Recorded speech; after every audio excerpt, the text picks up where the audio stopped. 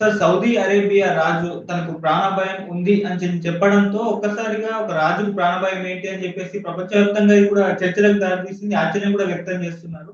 India నుంచి కూడా ఎంతో మంది సౌదీ అరేబియాకి వెళ్ళడం మనం చూసాము. మరి ఈ రాజుకు అసలు ప్రాణభయం ఎక్కడి నుంచి, ఎవరి దగ్గర నుంచి, ఎందుకు భయపడుతున్నారు? సౌదీ అరేబియా యువరాజు, ఆయన రాజు కాదు యాక్చువల్గా. అంటే క్రౌన్ ప్రిన్స్ అంటారు ఆయన్ని.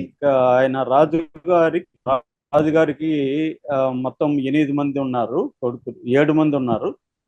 ఈయన పేరు మహమ్మద్ బిన్ సల్మాన్, ఎంబీఎస్ అంటారు పాపులర్గా. ఎంబీఎస్ అని వెరీ పాపులర్ అనమాట.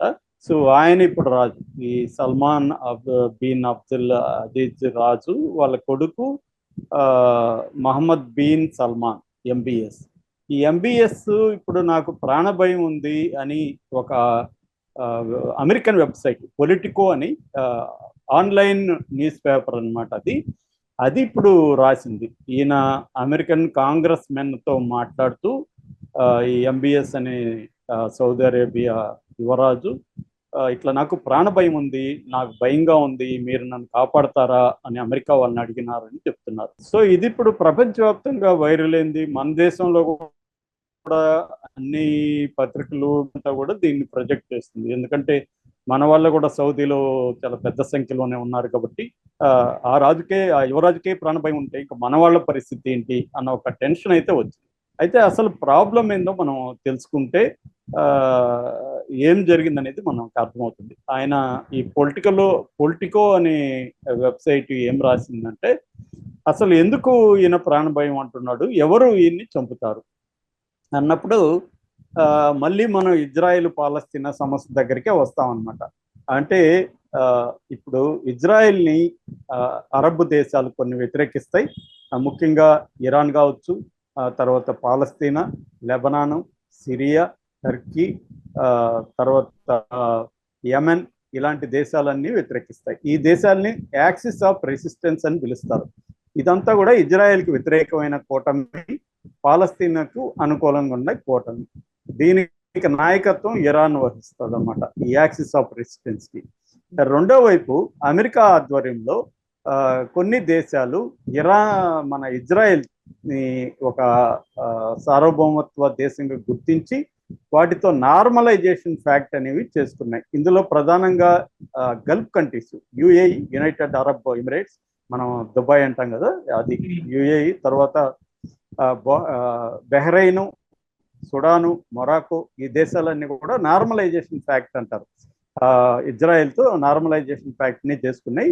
దీనికి మధ్యవర్తిగా అమెరికా ఉంది. దీన్ని అబ్రహాం అకార్డ్స్ అని పిలుస్తారు అనమాట. అబ్రహాం అకార్డ్స్ ద్వారా ఈ దేశాలు ఇజ్రాయెల్కి అనుకూలంగా ఉన్నాయి.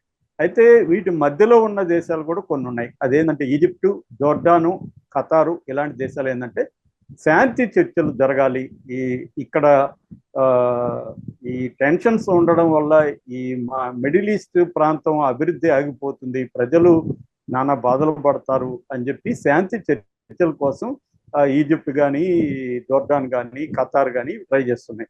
ఈ కాంటెక్స్ట్లో ఇప్పుడు సౌదీ అరేబియా కూడా నార్మలైజేషన్ ఫ్యాక్ట్ చేసుకోవడానికి ఈ యుద్ధానికి ముందు ట్రై చేసింది. నార్మలైజేషన్ ఫ్యాక్ట్ చేసుకోబోతుంటే హమాస్ వాళ్ళు వెళ్ళి అక్టోబర్ 7న సౌత్ ఇజ్రాయెల్ మీద దాడి చేశారు. అంటే హమాస్కి ఈ సౌదీ అరేబియా నార్మలైజేషన్ ఫ్యాక్ట్ అనేది ఇష్టం లేదు. ఎందుకంటే ఇజ్రాయెల్తో సౌదీ అరేబియా కూడా నార్మలైజేషన్ ఫ్యాక్ట్కి వెళ్తే పాలస్తీనాకి వ్యతిరేకమైన బలం పెరుగుతుంది, ఇజ్రాయెల్కి సపోర్ట్ బలంగా పెరుగుతుంది. దీన్ని ఇష్టపడకుండా హమాస్ ఏం చేసిందంటే దీన్ని బ్రేక్ చేయడానికి ఇజ్రాయెల్ మీద దాడి చేసింది. సో ఈ కాంటెక్స్లో ఇప్పుడు ఈయన ఎంబీఎస్ అనే రాజు మహమ్మద్ బిన్ సల్మాన్ ఇతను ఎందుకు భయపడుతున్నాడంటే, గతంలో ఈజిప్టు ఇలాగా నార్మలైజేషన్ ప్రక్రియ చేసుకున్నప్పుడు అన్వర్ సదత్ అని 1981లో ఆయన్ని చంపేశారు. చంపింది ఎవరు?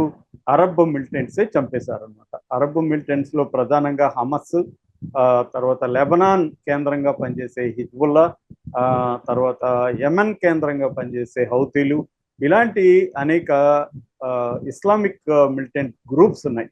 ఈ గ్రూప్స్ అన్వర్ సదత్ని 1981లో చంపేశాయి. ఆయన్ని చంపడానికి ప్రధాన కారణం ఆయన ఈజిప్ట్ తరఫున ఇజ్రాయెల్తో నార్మలైజేషన్ ఫ్యాక్ట్లోకి వెళ్ళాడు. కాబట్టి సౌదీ అరేబియా కూడా ఇప్పుడు నార్మలైజేషన్ ప్యాక్ట్ జరుపుతుంది కాబట్టి నేను జరుపుతున్నాను అంటే ఆయన జరుపుతున్నాడు కాబట్టి ఆయన్ని కూడా చంపేస్తారని ఆయనకి భయమైంది అనమాట ఈ ఎంబీఎస్కి.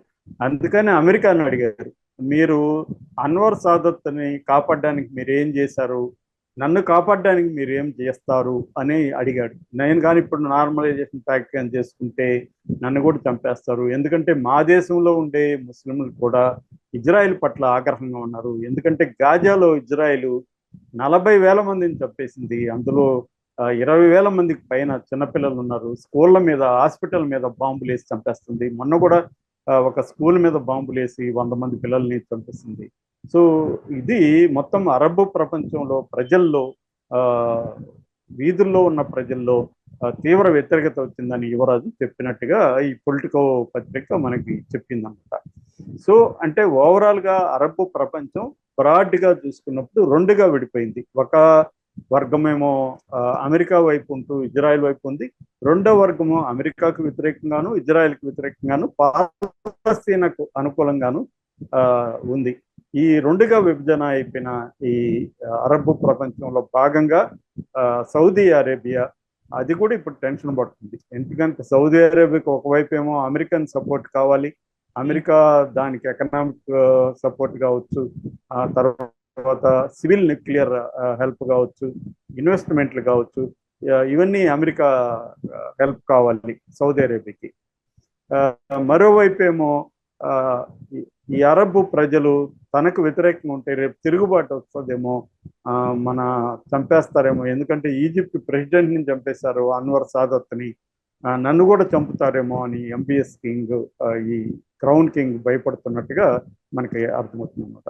సో ఓవరాల్గా అది పరిస్థితి. సో ఇది అర్థం చేసుకున్నప్పుడు మన భారతదేశంలో ఉన్న వాళ్ళు సౌదీ అరేబియాలో ఉంటే వాళ్ళకి ఏదో ఇబ్బంది అని కాదు, కానీ ఖచ్చితంగా అరబ్ ప్రపంచంలో టెన్షన్లు పెరిగే కొద్దీ అరబు దేశాల్లో ఉన్న ఇండియన్స్కి కూడా ఇబ్బందులు ఉంటాయి. అందుకని భారతదేశం ఒక పక్క ఎకనామిక్ ఇంట్రెస్ట్లు, సౌదీ అరేబియాతో మంచి రిలేషన్స్ ఉన్నాయి, ఇజ్రాయెల్తో మంచి రిలేషన్స్ ఉన్నాయి, అట్లని పాలస్తీనా సపోర్ట్ చేసే ఇరాన్ లాంటి దేశాలతో కూడా ఇండియాకి మంచి రిలేషన్స్ ఉన్నాయి. ఓవరాల్గా సౌదీ అరేబియా నార్మలైజేషన్ ప్యాక్ట్లోకి వెళ్ళడం వల్ల భయపడుతుంది. ఎందుకంటే ఇప్పుడు మొత్తంగా అరబ్ ప్రపంచం రెండుగా విడిపోయింది. ఇందాక నేను చెప్పినట్టుగా ఇరాన్ కావచ్చు, లెబనాన్ కావచ్చు, సిరియా కావచ్చు, టర్కీ కావచ్చు, యెమెన్ కావచ్చు, ఇలాంటి కొన్ని దేశాలు యాక్సిస్ ఆఫ్ రెసిస్టెన్స్గా వాళ్ళు ఇజ్రాయెల్కి వ్యతిరేకంగా ఫైట్ చేస్తున్నారు, పాలస్తీన్కి అనుకూలంగా ఫైట్ చేస్తున్నారు. ముఖ్యంగా ఇరాన్ దీనికి అంతటికి కూడా నాయకత్వం ఇస్తుంది. రెండో వైపు అమెరికా ఆధ్వర్యంలో ఇటు సౌదీ అరేబియా కావచ్చు, యునైటెడ్ అరబ్ ఎమిరేట్స్ కావచ్చు, బహ్రెయిన్ కావచ్చు, మొరాకో కావచ్చు, సుడాన్ కావచ్చు, ఇలాంటి దేశాలంతా కూడా ఇజ్రాయెల్కి అనుకూలంగా ఉంటున్నాయి. సో ఈ కాంటెక్స్ట్లో సౌదీ అరేబియా యువరాజు తన ప్రాణాలకు ముప్పు ఉందేమని భయపడుతుండడం అనేది సహజమైన విషయమే, దీంట్లో ఆశ్చర్యం ఏం లేదు. అయితే ఇండియన్స్కి ఇబ్బంది ఉందా అంటే ఖచ్చితంగా ఇండియన్స్కి కూడా ఇబ్బంది ఉంది.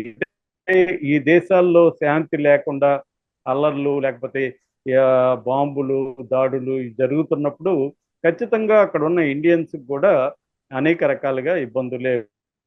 సో ఈ దేశాల్లో ఉన్న ఇండియన్స్కి అయితే ఖచ్చితంగా కష్టాలు తప్పవు. బట్ మోడీ ప్రభుత్వం మాత్రం ఫారిన్ పాలసీలో చాలా బాగుందని చెప్పవచ్చు. అంటే మనం ఎప్పుడు కూడా ఐడియలిజం అనేది పనికిరాదు, ప్రాక్టికల్గా చాలా దేశాలతో మోడీ ప్రభుత్వం బాగానే వ్యవహరిస్తుంది. అంటే ఎక్కడ టైట్గా ఉండాలి, ఎక్కడ లూజుగా ఉండాలి, ఏ విషయంలో పట్టు విడుపులు ఉండాలనేది మోడీ ప్రభుత్వం జాగ్రత్తగానే వ్యవహరిస్తుందని చెప్పచ్చు. భారతీయులకి